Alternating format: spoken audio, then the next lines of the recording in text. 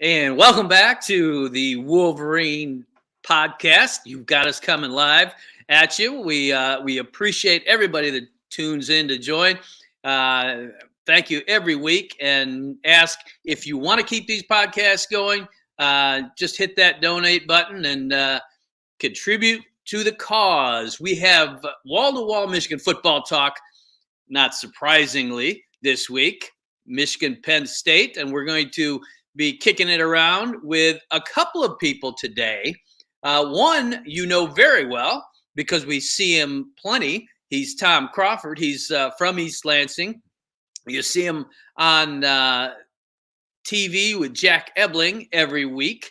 And you also see him on his videos with the Crawford Podcasting Network. I enjoy those. Tom Crawford, welcome back to the podcast. Always great to be back, John, and it's finally here. Michigan is playing a ranked opponent. We've been waiting the last 2 months. It's going to happen, and we're going to find out exactly how good these Wolverines are, or perhaps are not, but hopefully are. No doubt. I was just on a few minutes ago on the Pennsylvania Sports Network with one Jed Donahue talking about the fact that this is going to be Michigan's toughest opponent, in my opinion, until they reach Columbus, Ohio. And certainly the toughest opponent that they have seen, the most complete opponent that they've seen this year. That same Jed Donahue is going to join us for the last 20 minutes of this podcast, and we will talk more about Pennsylvania State University and the University of Michigan knocking heads. But let's take a look back right now at what took place on Saturday, because obviously that was no cakewalk in Indiana, and it never seems to be. 10-10 at the half, and your impressions of what took place in that first half for the Wolverines. Didn't totally shock me, John, and I keep paralleling last season to this season. I go back to last year's second road game after the big win at Wisconsin, just like the big win at Iowa this year. A little bit of a letdown. They struggled up down in Lincoln against Nebraska, pulled that one out. They struggled for a half against Indiana, which they always do seemingly at Memorial Stadium, whether it's night or in the daytime, or where there's no crowd, which was the case 2 years ago with COVID. But they dug themselves out of it. Now, keep in mind, in fairness to Michigan, at a pretty shocking, disgruntling moment, disturbing moment rather, when Mike Hart went down, seizure, collapsing, and the impact that had on his position group, that entire team. And so that has to play in consideration, I would think, how Michigan played in that first half. But at the same time, Indiana played well, and Michigan's defense finally shored things up in the second half with an incredible pass rush, 7 sacks of 7 different guys. That was a good thing, and it cost Indiana's offensive line coach his job. I mean, this wacky world of firing coaches. No doubt. And what was it, 29 yards in the second half for Indiana? Yeah. I mean, that is a turnaround, because Indiana scored 10 points in the first half. Yes, but boy, they moved the football, and they did some things. We saw that hurry up, which seems to always give Michigan fits at times. It was pointed out to me this week, and I think it was a good point, that can cut both ways. That you can wear down a little bit your own offensive line when you're running that stuff all the time. Certainly, it discombobulated Michigan's defense a little bit, but talk about those defensive adjustments at halftime. The Wolverines all spoke about it. The players, Jim Harbaugh. This was a group that got in that locker room at halftime and just said, okay, here's what they're doing. Here's what we're going to do. And they just gave Indiana absolute fits in the second half. And down the stretch, it was almost as if Indiana and its offense did not want to go back on the field, because it almost knew what was coming. If I'm that quarterback, I'm saying, oh boy, let's get rid of it early, or let's do something, because as you mentioned, 7 different sacks by 7 different players. I mean, it was crazy. It's funny you mentioned about an offensive line sprinting up the line of scrimmage and then and just tapping all their energy by having. I mean, it reminded me of the Rich Rodriguez era at Michigan. Remember that the offensive line would wear out in the second half, and it was that fast paced thing. But yeah, I thought Michigan made some tremendous adjustments, and Mozzie Smith continues to play well. Mike Sainristil is going to end up in the NFL on the defensive side of the ball. I'm thinking someday. I mean, it's crazy. And then I thought they got Michigan's running game a little bit going a little bit, and also in the aerial game. I mean, my God, JJ McCarthy is the most efficient passing quarterback in the entire country right now, and he's just a few games in as far as starting goes. So that was a good thing. Like I said, it didn't shock me. It cost Michigan a peg in the top 10 rankings, but who cares about that? It doesn't matter because the schedule is going to be tough enough moving forward all the way to that 12th game for Michigan to get its data points back up and to get into that CFP if they run the table. And maybe if they don't run the table but come close in game 12, they could still sneak in. But I thought it was a good win. I mean, it wasn't a great win. And also, it was a game right before a very, very big game that we're going to be talking about a lot during this podcast. Absolutely. And as you mentioned, there was an emotional element to this one that you really cannot discount.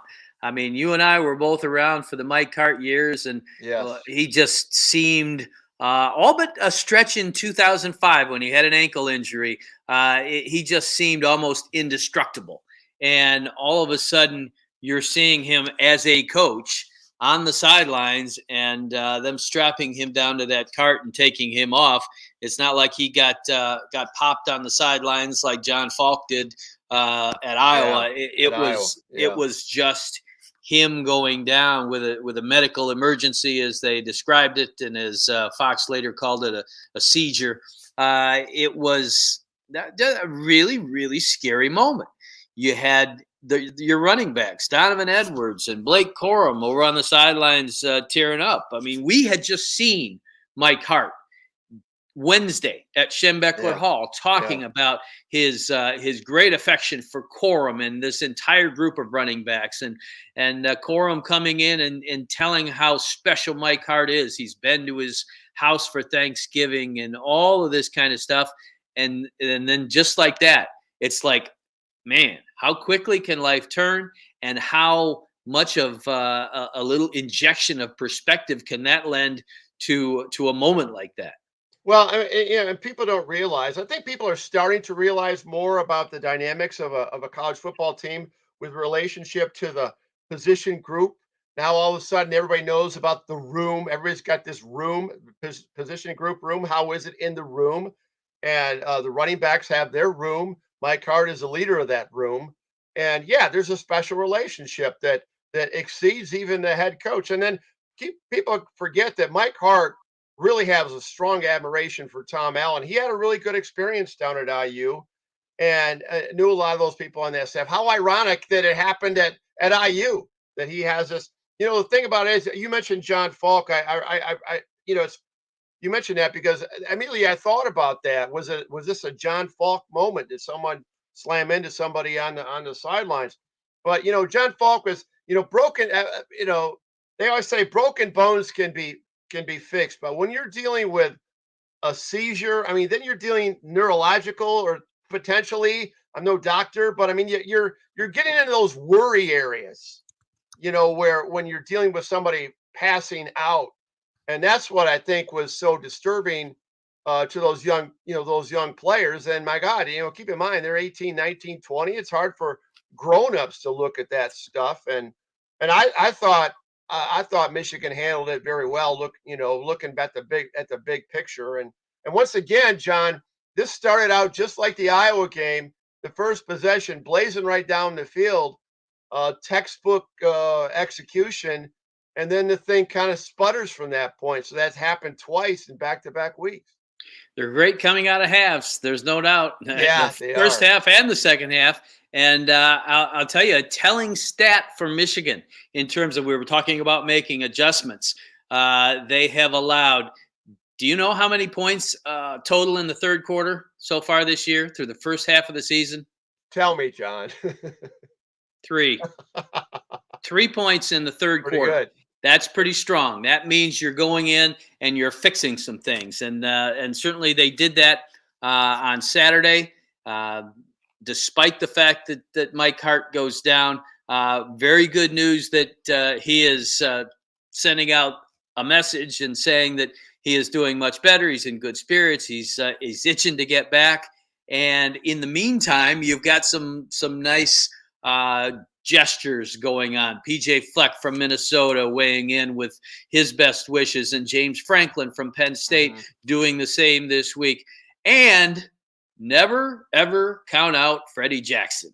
Because he's back. Here he is, back guiding the running back, steps in. He was already on Jim Harbaugh's staff, but wow, to see him going at it again and guiding the backs for Michigan is talk about a throwback. You know, John. It's funny you mentioned, because this is where this. I always believe in, and not to get too deep here, but there's a reason for everything, and there was a reason for that. Fred Jackson got back on this staff to fill this void for Mike Hart. And you know what I mean? It's meant to be that he's there to put in that position, that he did such a tremendous job coaching at Michigan with, I think it was first Gary Moeller and then Lloyd Carr, at least the whole duration of Lloyd Carr, and lasting through Rich Rod. And did he even go through Brady Hoke? I think, did he not?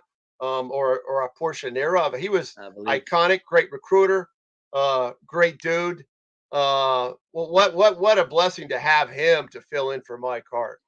Oh, yeah. We were both around when Fred Jackson rolled into town in 1992. Yeah. And he had players such as Tyrone Wheatley and Timonga Biakabatuka and just great Michigan backs. And I tell you what, he's got one that's not too shabby these days in Blake Corum. Yeah, 25 carries this time. Hey, he's lessening the load a little bit, going down a few notches.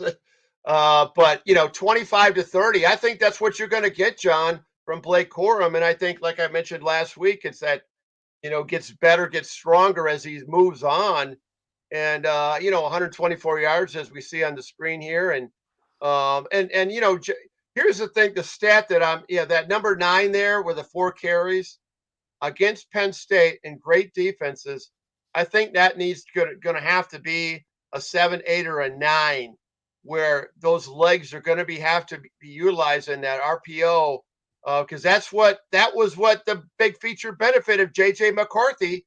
And I know Michigan's been conservative potentially about that, but I think in big games against a good defense like Penn State, I think JJ's carries are going to go up than just like 4 in this game against IU. Well, allow me then for a moment to play El Diablo's advocate and just mention the fact that Michigan is one play away from putting a quarterback in a very, very big game who has yet to start a game in a Michigan uniform. But you can get hurt, you can get sacked and get hurt. I mean, you can't play this game. I mean, why? I mean, you know what I mean? Why play the game if you're going to play afraid of getting hurt? I'm not saying, he's going to do smart things. He's going to do the slide and things like that. But I'm just talking about, and the read pass option. When you look, John, at teams that are in, and we saw Stetson Bennett did that for the Georgia Bulldogs in RPO. You're going to have your quarterback to go big time where Michigan wants to go to be a competitor in the CFP. You have to have an elusive quarterback throw that threat at that defense. Otherwise, you're coddling the defense by not running. You're saying don't run the ball? Is that what you're saying? I'm not saying that. I'm saying pick your spots and be darn good at getting down when you do. There was a run in the Indiana game, as you noted, that he about got his head taken off because he got popped high. And one of the things about sliding is the fact that, people then sometimes get away with what otherwise would be called targeting. You get a quarterback who slides late and he's halfway down and he gets popped in the face. Well, okay, that was because the quarterback was going down. So no, I understand. And I think that's going to be a draw. I mean, we saw this in the Georgia game in the CFP. And he was you know, taking on a more physical aspect of it, right. And not getting down. And I'm sure he's being told to do that, but he's got to use his legs. I mean, because this defense, I mean, I'm not saying Penn State's a great defense, John, but it's the best defense by far Michigan's played, and it's the best team they've played so far as well. And you're going to have to, for this offense to click, he's going to have that threat thrown at that defense, that on that RPO of carrying the football, which Cade McNamara pretty much did not provide. It was never honored, and it showed. I don't disagree with you. I just say it better be darn smart when he does it. And he is growing in that area. And by the way, some of the folks that are weighing in, that are listening in, are definitely on Team Crawford. They're saying, you got to play the game. You can't play it. You can't play it scared. You can't do this or that. But not scared, but definitely smart.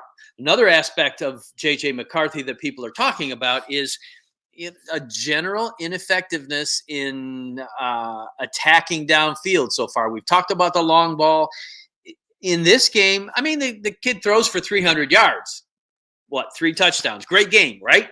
But people were still talking about the fact that a lot of that came late, and you weren't throwing down the field necessarily to attack, and he was choosing some of the underneath stuff. Your thoughts on where J.J. McCarthy is in terms of backing teams off and making them pay with longer, more aggressive throws? Yeah, the longest throw I think he had was like 29. I mean, CJ had a 29-yarder, I think, in this game. And I think he's gonna, the between the hashes, deep down the middle, even with Scooney on a where the tight end just goes on a go route right down between the hashes. We haven't really seen that, and that's been a play that Michigan has excelled on over the years, and we haven't really seen that. We see him on those drag routes with Scooney and those out patterns.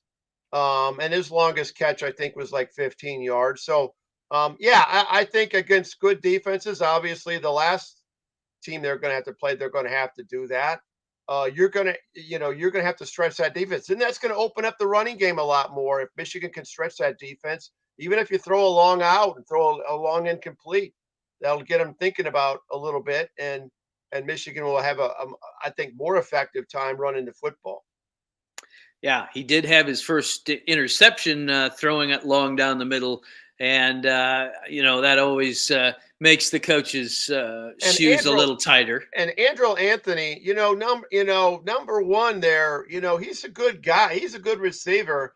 I hope he gets targeted more than a few times. And I hope he gets more plays more, at quite often. But with Roman Wilson, I'm not sure how that rotation goes with the X and the Z and receiver and everything, but in the slot. But it seems like they could incorporate him more because he's a good downfield blocker. Probably the second best downfield blocker to Ronnie Bell is Andrew Anthony. And I hope to see him getting more time, not just because he's an East Lansing kid. I think this kid has oodles of talent that needs to be tapped. That's an interesting observation because a lot of people are talking about Andrel Anthony and why not more? Why not, and certainly last year there were questions about his blocking and, what's going on there? Was that part of the reason? But you're talking about seeing him as a strength as a downfield blocker. It is. Yeah, I think, that's, you have to be well-rounded in every area to see time. And I know a lot of people would like to see that. We got Manuel Riggins weighing in saying, why are we not using Anthony more in the passing game? And that's a question that a lot of people are asking. Obviously, these coaches see every practice. They chart things. They follow these very closely. And I'll bet there are still areas where Andrel Anthony is getting challenged in practice, and yet he is starting to create more attention and more time for himself, no doubt, on the field. Well, you're right, and this is where I always have to check myself because I'm not in practice. I don't have, I don't have a fraction of the knowledge that coaching staff has assessing their talent and how to utilize that talent. And so I mean, but I just from the outside looking in, and when he does play, he was 2 for 2 and catches and I don't know. I just think there's a lot of talent to be utilized, and I think JJ now whatever game this is for him, his fourth game or whatever. Um, this is a great game. I thought the IU game was what we talked about last week. It's gonna be a good game to get his skills a little bit, and he was, he threw for 300 yards. That's good, but now it's a legitimate opponent. I call it legitimate ranked opponent at home, mind you. May's out. The 97 team is there. This is it. I mean, this is the game of the year as far as Ann Arbor goes. So this is his time to shine for J.J. McCarthy. Certainly time to show your stuff in a lot of areas. J.J. McCarthy, if he doesn't throw as much as people think to Andrell Anthony, it's darn sure not because he doesn't like him, because those two and Donovan Edwards were the guys that stuck around after games last year and threw to each other. And certainly, you saw Donovan Edwards make the nice catch on Saturday, and he's a guy that is a good compliment in so many ways. And Andrell Anthony is another really big talent that I think as he goes along is going to do more and more. And it certainly could be Saturday. Michigan, you mentioned Penn State. They're going to need all hands on deck on defense. And it seems like they've got more hands. It just seems like that pass rush, we mentioned it, but it's not just Hutch and Ojabo. It is a host of different players. It's Mike Morris. It's Yabioki. It's Braden McGregor. You've got a bunch of guys that are really doing a job in putting pressure on opposing quarterbacks. It was Jalen Harrell in this past game, although he learned a tough lesson. I don't think it wasn't like Jim Harbaugh came down hard on him in the press conference. He said, you can't do anything anymore. Well, no, and I'm glad he brought that up. Because if that call had not happened, I don't think it'd be 10-10 at halftime. I mean, that literally flipped, let's say it flipped the half for Indiana in terms of they were struggling, and all of a sudden that was just kryptonite for them, and all of a sudden they were started perusing on down the field, right? Mm-hmm. And that play really irritated me. It's like, what do you do? I mean, and it is hypocritical because, as Harbaugh pointed out, offensive guys can do it. They can do the first down thing, and in the end zone, I saw it all weekend long about guys doing gestures like this. How come you're not getting ragged in the end zone for that? Yeah, I mean, if that's part of the play, and I don't understand it. There has got to be some consistency on celebration, and I guess if you just celebrate with your teammates, you can get away with it. But I see guys scoring touchdowns, celebrating by themselves and doing goofy stuff. But and I understand how happy they are, and I get it. It's an emotional game.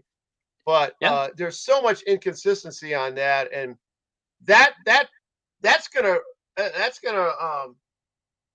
just come into play in a really big time game. I think somewhere down the line, hopefully not involving Michigan, that's going to really jar the outcome of a game. I think because it's absolutely crazy. And I thought this, Michigan was one of the least penalized teams going into this game. They had 10 penalties. 10 penalties. Because the referees wanted to be the stars of the game, I thought they took over the game. It was ridiculous. I thought the officiating was disgusting. I think so did Ronnie Bell. His reaction was priceless in the post game when they asked him about the officiating, and he was he was holding back, but he was like, "Come on," and then he kind of shifted into a more politically correct. He's a senior. He knows. Yeah, he knows. He knows the drill. Right. It's location, location, location, and but I do think you're right. There is an inconsistency. I'm not a big guy for drawing tons of attention to yourself after you make a play. I'm not but either. At the same time, you collect the entire defense around a guy popping on sunglasses, got the buffs on the sideline, and take a picture. Yeah, that was funny. And if Jim Harbaugh's looking in, the buffs are the sunglasses. Yeah, he doesn't know what buffs are. But Angelique taught him that, he knows now. Yes, absolutely. Absolutely. That was a priceless moment. So, I just think that that was big, but it's even bigger for Michigan this week because Penn State has a very effective offense at times. They put some points on the board, and a quarterback then can get it done if you don't get after them. I think that the number of players that Michigan can call on as pass rushers is just is really huge. Yeah, because you can't key on anybody. In this Penn State team, and I know we're going to focus on that in the latter 20 minutes more about Penn State. But I would just, when I look at Penn State, I see a good team, an all-around good team, but not great at anything. I mean, they're just good at everything. That they don't have, Dotson type receivers like they've had in the past. They got a really seasoned quarterback who's been there forever in Sean Clifford. And, this Nicholas Singleton, this freshman, I watched pretty much the entire Auburn game. I go, wow, that number 10, that dude's a player. So, I mean, they got some players, but this team rather, doesn't strike fear in me of sheer talent like obviously Ohio State will, or opponents Michigan has played in the past. I mean, it's just a really good team, or it's just a good team, all around good team, but not a great team. Well, there you go. We will see what is ahead with the Penn State Nittany Lions. I think it's a great series, and it has been as I was talking with Jed Donahue before. It's one of those things that Penn State starts out this series, and Michigan wins the first game, and then all of a sudden, that 93 game with the goal line stand. Were you at that game? I absolutely was at that game. That was the most incredible goal line, and that came right after that loss to Michigan State, the 17-7 loss up in East Lansing, where Michigan was terrible. I thought that was a heck of a bounce back win for the Wolverines. No doubt about it. I learned a very, very hard lesson in that game. Football players get better with experience. So do football writers, because I attempted to travel on game day that year. Oh my word! Are you kidding me? That was a 12:00 kick, wasn't it, or early kick? It was an early kick, but I flew early into Pittsburgh, and all of a sudden Pittsburgh is socked in with fog, and the late Frank Beckman, the former voice of Michigan football, was also there and fogged in, and we got out at the last minute, and I can remember running over those hills in the parking area to make it into the box just as the first half kickoff was taking place. So wow, that's amazing. It was a wild situation. Lessons learned, John Borton. Don't ever do that again. Absolutely. So do we have Jed Donahue of Pennsylvania Sports? There he is. Jed, welcome to the podcast. You're here with me, and here's Tom Crawford. Hi, Jed. A long time how you doing, coverage for Michigan. Good to have you with us. I know that this is a big week. Tell us about your view of Michigan Penn State, and throw out that statistic that you talked about earlier that I was frankly shocked about in regard to these two teams. Well, what's shocking is it's the first time since 1997 that these two teams are meeting in the top 10. Yeah, that's true. Why? Yeah. And that was the gloaming game, man, where it was really bad weather. You had fog in 93 in Pittsburgh. I remember that game well. But 97 was where Charles Woodson, remember, they were auditioning him at wide receiver. He should have won the Heisman just playing defense, okay? I didn't have a vote then. I do now. Woodson, LeVar Arrington, Jack Tatum. I mean, am I into the top 3 guys ever defensively in college football history? I mean, Woodson was unbelievable, man. I mean, God almighty. You're on a roll. Yeah, you're on a roll. And then he had a touchdown catch. Michigan elevated to number 1. I was talking to the show after we were done today about 1994, which is the best Penn State team since they joined the Big Ten. That was a great game. That offense. But we went up to your place in Ann Arbor. It was a beautiful Saturday, 3:30 kick, little Keith Jackson, Bob Greasy, right? Yes. ABC. Yes. And you guys, unfortunately, got clipped the week before in the Cordell Stewart to Michael Westbrook. Oh, boy. So Michigan goes from 3 to 9, right? And we had that big debate in 94, who's better, Nebraska or Penn State? Yeah. Well, if Penn State beats number 3 Michigan instead of number 9 Michigan, maybe we don't have that Nebraska-Penn State thing going on in 1994. It's good to be in the talk show business that year, by the way. Yeah. Everybody's over in state about the whole thing. But, just this rivalry is really good. I mean, I grew up in Columbus, Ohio with a Michigan game, all right? Don't boo me. I'm an Ohio State guy. My uncle's got 3 gold pants. He cherished them till the day he died. That rivalry is unquestioned. It's unbelievable. But the respect I think that we have for Michigan is unquestioned. But, Penn State was down, the Sandusky scandal. You had a little Rich Rod, right? Mm-hmm. But, I mean, this first time since 97, top 10. Crazy. And it's starting to build in our state a little bit. It's starting to dawn on everybody. It's like, holy cow. Michigan's number 5. And I think Penn State might be a year early. This is a foundation year. I heard you guys talking a little bit about, Nicholas Singleton. He goes with Katron Allen. Yeah. Clifford's been here. I think it was at the 93 game, John. I think so. He's been there a while. Tom, you're right. They're real excited about this Drew Aller, by the way, the 5-star recruit from Cleveland. The backup quarterback in our state's always the most popular guy, right? Donovan McNabb, never good enough for the Eagles. Ben in Pittsburgh. We're brutal on QBs in this state. Brutal. And he's been around a long time. Game manager. Is he going to be able to beat this Michigan defense? That's what everybody's wondering. And you're right. They don't have that guy that blow the top off the defense at wide receiver. Dotson's off to the NFL. Yeah. That's amazing.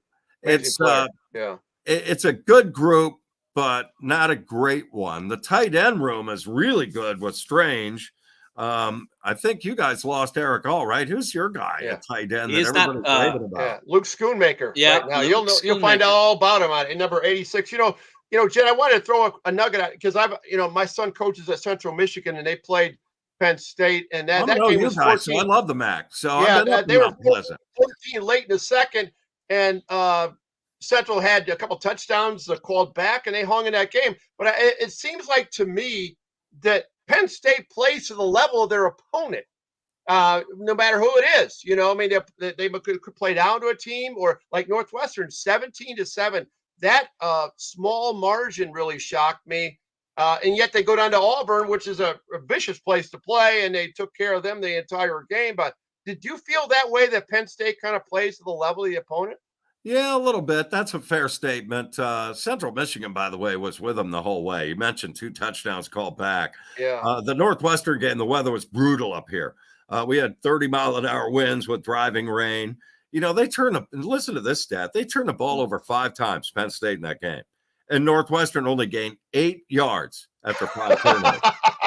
That's why Northwestern's really in a bad way, right? Northwestern's Northwestern. Yeah, it's not going very well for Pat Fitzgerald this year, but that's the big concern is, giveaway, takeaway, and Franklin mentioned that today in his news conference. They got to win that battle. I mean, if you're going to be -3 at the big house in Ann Arbor, you're going to get clipped. You're not going to win that football game.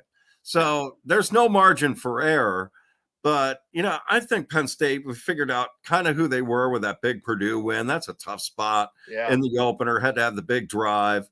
And then, unfortunately, Auburn is not very good this year. So they don't get the credit maybe they deserve for going down in SEC country and winning that game. But they've got some really good young players. And I think they're a year early. I don't know if they're ready for this assignment. They always play Ohio State tough. They've got Minnesota in the whiteout. So this 3-game bang coming up starting Saturday, then Minnesota home, then Ohio State at home is going to define basically who they are. Yeah. And November is just a cakewalk at Indiana, Maryland home, Michigan State home at Rutgers. So, I mean, the season's these next 3 weeks up here. There you go. Yeah, absolutely. I'm going to play a little game with you two, but first I want to ask Jed Donahue of the Pennsylvania Sports Network this question with regard to Penn State and its potential view of taking on a J.J. McCarthy. On the one hand, you've got a kid that's only going to be making his 6th start of his college career. On the other, you've got a guy that can throw the ball. He can run a little, as Tom and I were talking about, disagreeing on how much maybe that should be without a proven backup necessarily in big situations. Tell me how you think that the Penn State defense will approach this in terms of how much pressure they try to put on J.J. McCarthy. I think that Penn State feels real good about their secondary. This will be the best secondary that Michigan will play this year. They've got an NFL guy in Joey Porter. Here's a stat for you on Penn State. Do you know they've never had a first-round draft choice that have played in the defensive backfield? Wow. With all of the linebacker U and all of that, they have never had a first-round pick that has played corner or safety or anything. But that's going to change now with Joey Porter Jr. His dad, 14-year guy with the Steelers. This guy's nasty. Now, he's undisciplined last year, but he's more disciplined now. That's going to be a matchup. Is Bell going with him? They feel like they can really put some pressure on McCarthy a little bit. They've got really good speed on defense. But the matchup problem defensively for Penn State are these maulers that you've got up front on the offensive line. Penn State doesn't have the real depth yet. They've got some really good young kids like Dennis Sutton. They've got this transfer portal guy, Chop Robinson. You got to love a defensive end where it's number 44, right? There's something odd about that. The guy can flat out play. They were worried about replacing Arnold Ebiketie, who went the NFL draft last year. This kid's really good. I think they feel like they can kind of contain him a little bit. I think Michigan will want to run him to try and occupy their linebackers. That's an area of concern. They've got Curtis Jacobs, who I think is an all Big Ten guy. Anwar Carter wears the number 11, the LeVar Arrington number. Yeah. He's going to be really, really good. Is he good enough for this road assignment where you're doing side, you're not hearing things real well? It's loud. He's going to be good. But I think the Penn State secondary, if they can get some turnovers in the passing game that way, then they're going to be in this the whole way. You will not see a better secondary, by the way, all year long than what's coming in town Saturday. Porter Jr. is big time. Jair Brown, they've got about 8 guys that they rotate in. They're confident in any type of coverage they play. Press, one-on-one. They can go out on an island. This is a really good group. The best you'll see all year, including Ohio State's. Wow. All right. Well, that's something for Michigan fans to chew on, certainly. All right. Now we're going to defensive line, though, John and Tom. That's everybody's like this, man. Saturday up here, are they going to be able to hold up? And is Corum going to go crazy? Is Harbaugh going to just jam it down their throat? Is Michigan going to get the lead and settle in? The usual concerns playing you guys. Sure. All right. Well, given that backdrop, I'm going to ask Jed first and then Tom. We're going to the first round of this is going to be Penn State wins this game if. Jed, go. Penn State wins this game if they get +2 with that defensive backfield. If they get an interception, little short field turnover, and boy, a first score sounds good, doesn't it? If you're on the road at Michigan, if you're Penn State, a first score, and gained a little confidence and all of this sort of thing.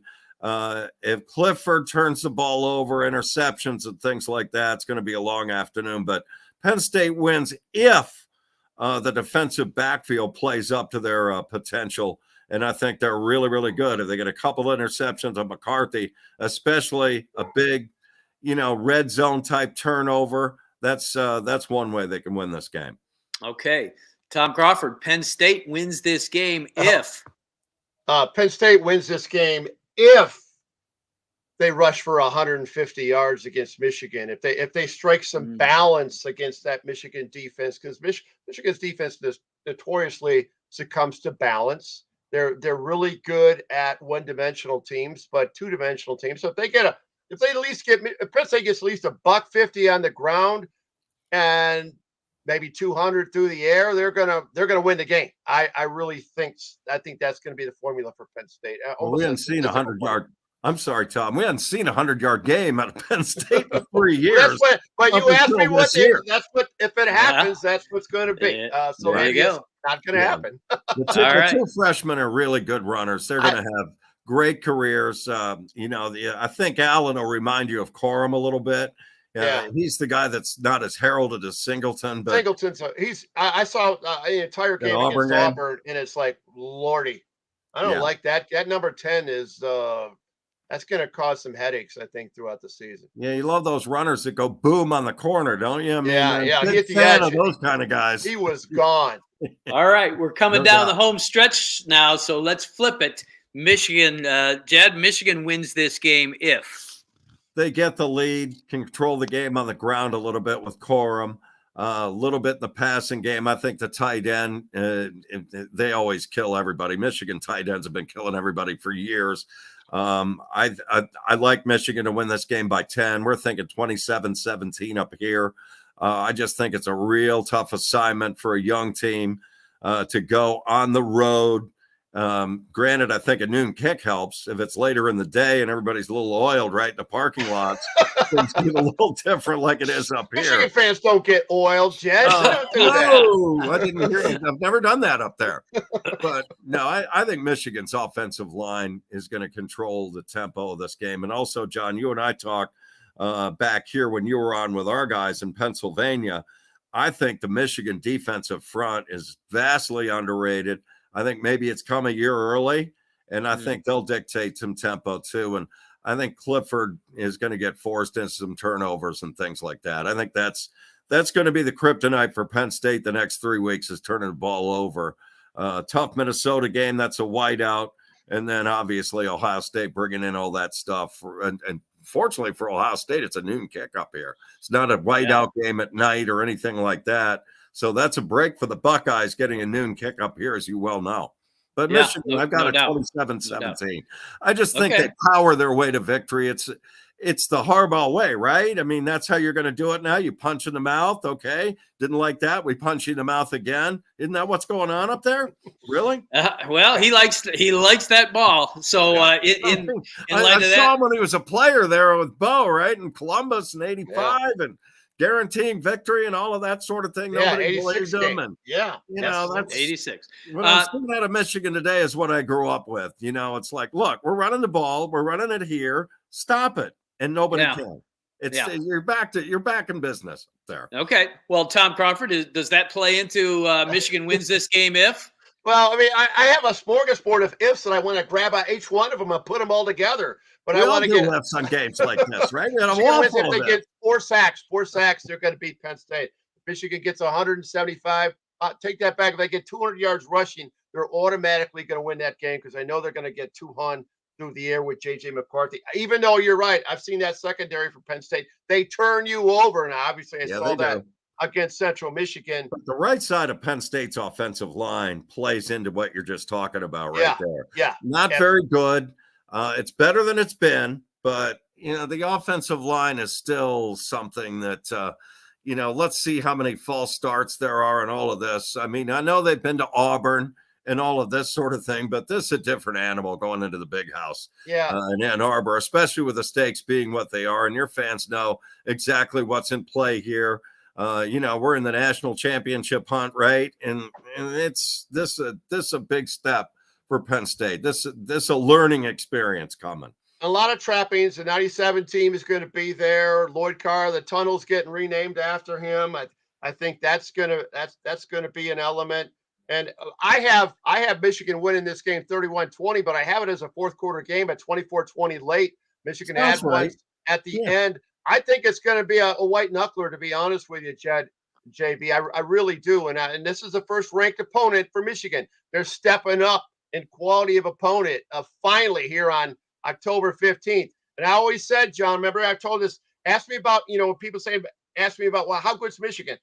Talk to me about 4:00 on the afternoon, October 15th. Then I'll tell you how good Michigan is, and that's what we're going to find out this Saturday. Well, Lloyd Carr, right? Hey. We were talking about the Chad Henne recruitment, man. They're still upset about that up there. Yeah, that's right. But they are. No doubt. Pennsylvania boy. Wilson. Absolutely. Oh, they were angry about that whole deal. To Manningham in the 05 game with the walk-off. That might be my top one.